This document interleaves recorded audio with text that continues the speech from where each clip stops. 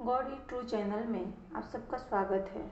आज हम सुनेंगे कार्तिक मास की राय दामोदर की कहानी और कार्तिक मास महात्मा अध्याय 12 की कथा।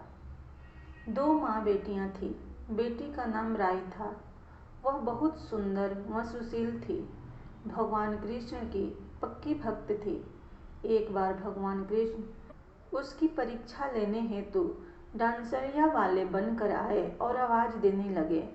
राय अपनी माँ से बोली, मुझे भी डांसरिया चाहिए। माँ बोली, मैं पैसे कहाँ से लाऊं? बाजरी है, वो ले जा।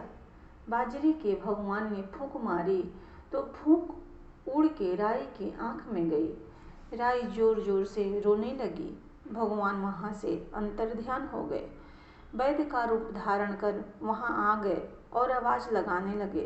राय की माँ बाहर आई और बोली, वैद्य जी, मेरी बेटी की आंख में फूस गिर गई है, उसे निकाल दो। भगवान बोले, अगर मैं फूस निकाल दूं तो उसका विवाह मेरे साथ करना पड़ेगा। राय की माँ तैयार हो गई, सगाई कर दी। कार्तिक शुक्ल के दिन विवाह निश्चित किया। माँ सोचने लगी, बेटी को क्या दूंगी। सुनार की दुकान पर जाकर बोली, मेरी राय के लिए लौंग व बिछिया गढ़ दे। सुनार बोला, मुझे समय नहीं है, मैं तो कृष्ण भगवान के गहने गढ़ रहा हूँ। हलवाई व बनिए के यहाँ गई, उसको यही जवाब मिला। माँ तो घर आ गई, अब क्या करें। वो घर आई, झोपड़ी महल में बदल गई। आनंद हो गया। ठाठ से विवाह की तैयारी होने लगी। भगवान बारात लेकर आए।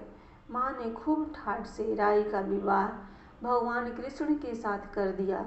भगवान राय को लेकर द्वारिका गए तो राय महल में रहने लगी। दूसरी रानियां चिढ़ने लगी। सावन में राय पिहर गई। भगवान ने सोचा, राय को तीज भेजूं। 7 जरी के बेस व 5 सोने के पचेरे रखे। 2 हंसों को बुलाया और बोले, सीधे राय के पिहर जाना, कहीं मत रुकना। राधा रुक्मण को पता चला तो उन्होंने हंसों को अपने महल में बुला के कहा, चुग लो। हंस आ गए, मोती चुगने लगे। राधा रुक्मण ने सारा सामान निकाल उसमें फटे पुराने कपड़े और 5 कांटे बांध दिए।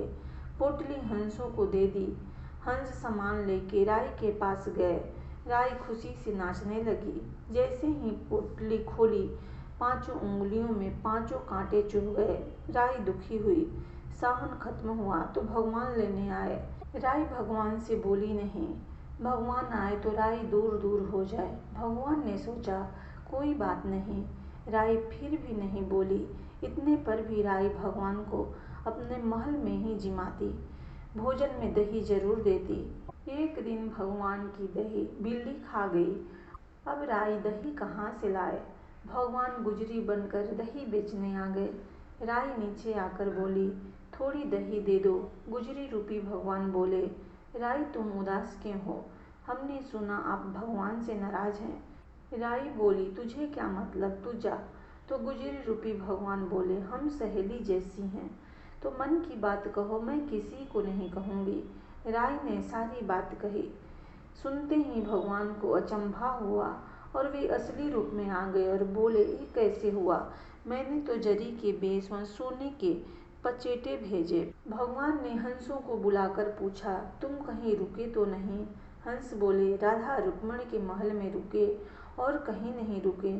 भगवान ने राधा रुक्मण को बुलाया और पूछा, आपने ऐसा क्यों किया? वो बोली, आप हमारे महल नहीं पधारे, इसलिए हमने ऐसा किया। भगवान बोले, आप हमको प्रेम से बुलाते तो हम जरूर आते। फिर भगवान बोले, कार्तिक का महीना राय को दूंगा।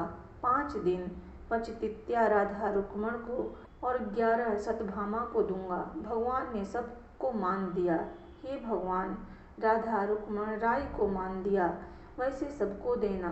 नारद जी ने कहा। तब इंद्रादिक देवता वहाँ से भय कंपित होकर भागते भागते वैकुंठ में विष्णु जी के पास पहुँचे। देवताओं ने अपनी रक्षा के लिए उनकी स्तुति की। देवताओं की उस दीन वाणी को सुनकर करुणा सागर भगवान विष्णु ने उससे कहा कि हे देवताओं, तुम भय को त्याग दो, मैं युद्ध में शीघ्र ही जलंधर को देखूंगा। ऐसा कहते ही भगवान गरुड़ पर जा बैठे। तब समुद्र कन्या लक्ष्मी जी ने कहा कि हे नाथ, यदि मैं सर्वदा आपकी प्रिया और भक्ता हूँ तो मेरा भाई आप द्वारा युद्ध में नहीं मारा जाना चाहिए। इस पर विष्णु जी ने कहा, अच्छा, यदि तुम्हारी ऐसी ही प्रीति है तो मैं उसे अपने हाथों से नहीं मारूंगा, परंतु युद्ध में अवश्य जाऊंगा, क्योंकि देवताओं ने मेरी बड़ी स्तुति की है। ऐसा कर भगवान विष्णु युद्ध के उस स्थान में जा पहुँचे जहाँ जलंधर विद्यमान था। जलंधर और विष्णु का घोर युद्ध हुआ।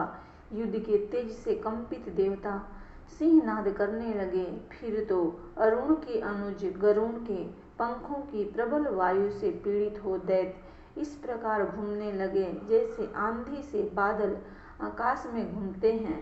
तब अपने वीर दैत्यों को पीड़ित होते देखकर जलंधर ने क्रुद्ध हो विष्णु जी को उद्धत वचन कहकर उन पर कठोर आक्रमण कर दिया। इस प्रकार कार्तिक मास महात्म का यह 12वां अध्याय संपूर्ण हुआ। प्रेम से बोलो भगवान विष्णु की जय।